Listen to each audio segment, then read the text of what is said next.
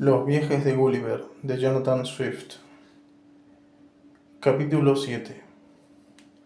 En virtud de una feliz casualidad, el autor halla la manera de marcharse de Blefuscu y, después de algunas dificultades, retorna a su patria.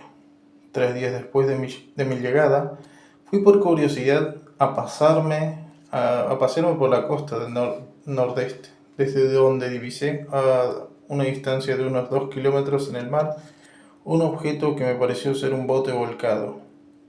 Me quité los zapatos y las medias, avancé unos 200 o 300 metros en el agua y comprobé que ese objeto empujado hacia la costa por la marca era un chalupa. Probablemente la habrían perdido algún barco durante un temporal. Regresé inmediatamente a la ciudad y rogué a su majestad que me prestase 20 de los navíos más grandes que le quedaron desde la pérdida de su flota, así como 3000 marineros a las órdenes del vicealmirante. Esta flota levó anclas y contorneó la isla, mientras yo, utilizando el camino más corto, volví al lugar donde había descubierto la chalupa. La marca la había acercado aún más a la costa. Cuando llegaron los navíos, me quité la ropa, penetré en el agua y me dirigí hacia la chalupa. Tuve que recorrer los últimos 100 metros a nado. Los marineros me arrojaron un cable, uno de cuyos extremos até a la proa de la chalupa. El otro barco de guerra. Yo, por mi parte, nadé detrás de la chalupa, empujándola hacia tierra, hasta que volví a hacer pie. Después de haber descansado durante algunos minutos, me fue posible continuar mi tarea. Até la chalupa a 9 navíos y, gracias al viento favorable y a los esfuerzos de los marineros, la traje cerca de la costa. Más tarde, al bajar de la marea, 2000 hombres me ayudaron con cuerdas y poleas a arrastrarla sobre la playa. Comprobé entonces que solo estaba poco averiada. Necesité de 10 días para hacerla llegar hasta el puerto real de Blefuscu, donde su entrada ante una enorme multitud que manifestaba gran asombro de ver una nave tan prodigiosa. Fue entonces a anunciar al rey que mi buena suerte me había hecho descubrir esta barca, gracias a la cual podría tratar de regresar a mi país natal, si su majestad accedía en dar la orden de ponerla en condiciones y me autorizaba a salir de su reino. Después de expresar lo que lamentaba muchísimo, su majestad tuvo la bondad de consentir a mi ruego.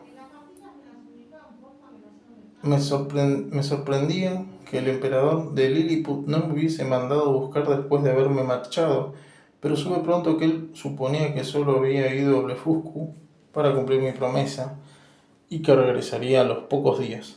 Sin embargo, terminó por intranquilizarme de mi larga ausencia y envió un mensajero que traía la acusación levantada en contra de mí. De esta manera, el rey de Blefuscu supo que yo huía de la justicia de mi amo y que si no volvía a Lilliput dentro de un plazo de 2 días, sería destituido mi título de Nardak y declarado culpable de alta traición. El enviado agregó que, con el objeto de mantener la paz entre los dos imperios, su amo esperaba que el soberano de Blefuscu me haría enviar de vuelta a Lilliput, atado de pies y manos para recibir mi castigo. Luego de haber deliberado durante 3 días acerca de este asunto, el rey de Blefuscu dio una respuesta llena de cortesías y excusas. Le era imposible, dijo, apoderarse de mi persona. Además, yo acababa de encontrar en la costa un barco prodigioso que él estaba haciendo reparar para permitirme hacer a la mar, y confiaba que antes de pocas semanas ambos imperios estarían libres de aguantar una carga tan insoportable. Cuando el mensajero hubo regresado a Lilliput, el rey me contó todo lo ocurrido y me propuso discretamente protegerme si yo quería permanecer a su servicio. Aunque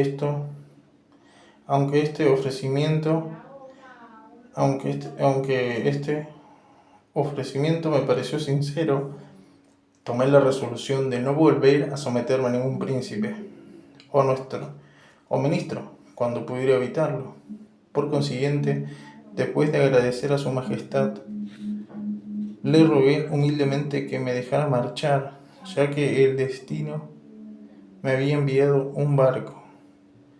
Estaba resuelto a aventurarme en los océanos antes que dar motivo a una ruptura entre dos soberanos tan poderosos. El rey me mostró ofendido, no se mostró ofendido por estas palabras, y hasta me enteré que tanto él como la mayoría de los ministros se alegraban mucho de mi resolución. Esas consideraciones me indujeron a marcharme un poco antes de lo que había proyectado, y la corte, que deseaba que me fuese, contribuyó con gran diligencia. 500 obreros fueron empleados para hacer las 2 velas de mi embarcación, encadenando 13 capas de tela más gruesas y acolchonándola.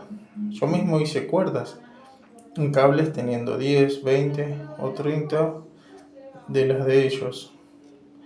Para engrasar mi chalupa utilicé el cebo de 300 bueyes.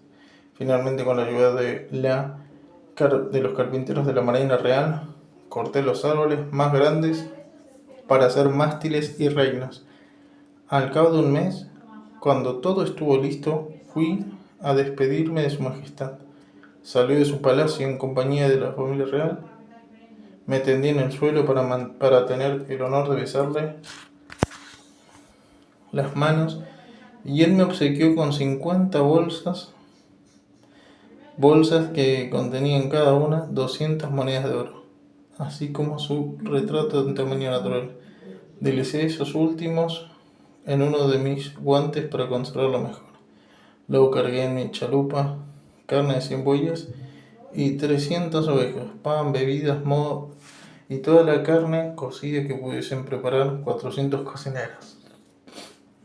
Llevé conmigo 6 vacas, 2 toros y la misma cantidad de ovejas y carneros, con la intención de llevarlos a mi país y criar la especie. También me abastecí de una buena provisión de heno y trigo. Tenían grandes deseos de llevarme una docena de nativos, pero el rey no me lo permitió, y después de haber mandado hurgar todos mis bolsillos, me hizo prometer, bajo palabra de honor, que no llevaría a ninguno de sus súbditos, aun cuando fuese por propio consentimiento de ellos. Terminados todos los preparativos para irme, zarpé el 24 de septiembre de 1701 a las 6 de la mañana.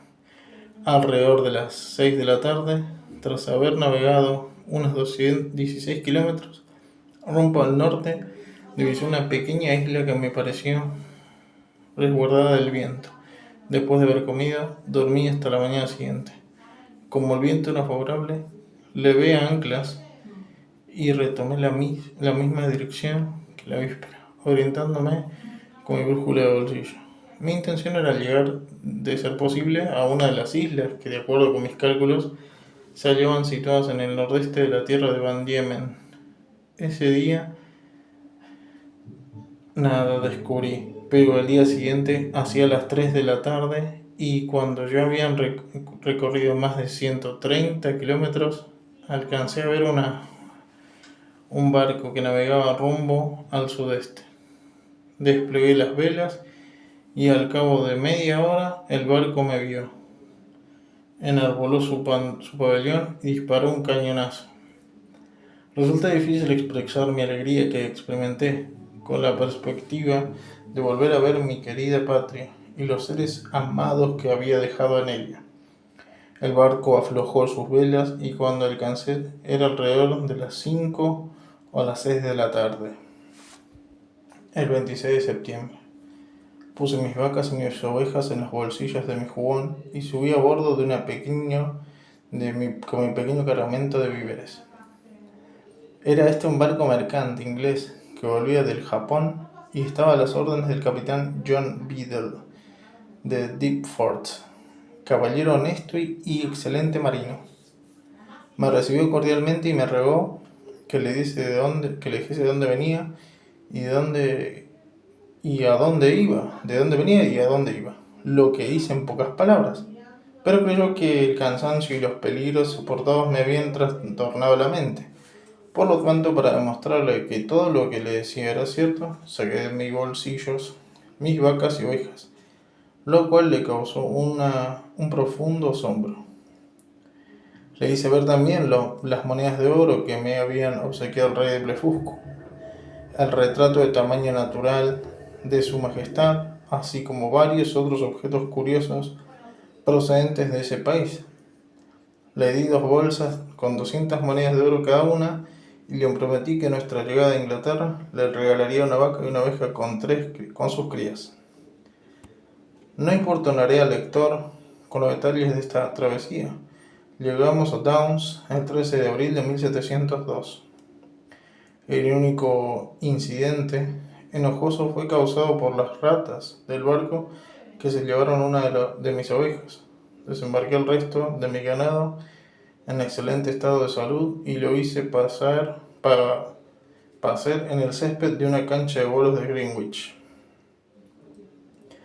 Durante el poco tiempo que permanecí en Inglaterra gané considerables sumas de dinero exhibiendo mis pequeños animales a quienes tenían curiosidad por verlos, y antes de emprender mi segundo viaje los vendí por 600 libras esterlinas.